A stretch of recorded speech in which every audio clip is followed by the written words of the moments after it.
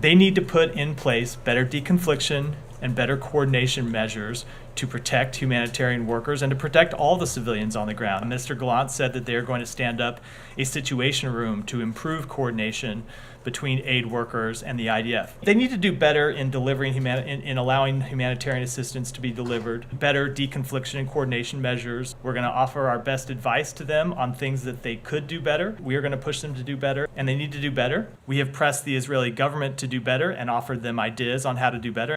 You said that you asked Israel to coordinate better and to establish deconflicting zones. But this is contradict with what exactly happened with World Central Kitchen.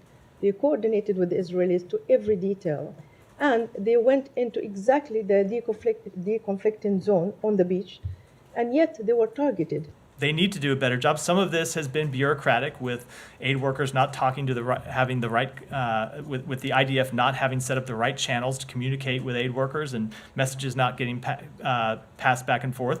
But as I said, ultimately, whatever the details are that broke down here, the result is unacceptable, and that's why they need to do better. Some people believe that this actually is a kind of a strategy on behalf of the Israelis to use food as a weapon of war and to prevent Gazans of receiving the aid and therefore forcing them to leave. Can you entertain this for a second, this thought that actually this is not a mistake or unintentional or haphazard or what accident? Look, I can just speak to what the government of Israel has said and what they have done. So they have said they want to see humanitarian assistance come in, and they have allowed humanitarian assistance to come in. But in all of these circumstances, it has been not enough. It has been too little. It has been plagued in many cases by bureaucratic delays and bureaucratic obstacles that we are continuing to try to work through. Sometimes there are bureaucratic obstacles that are presented, and we try to work through those bureaucratic obstacles. How do you explain the killing of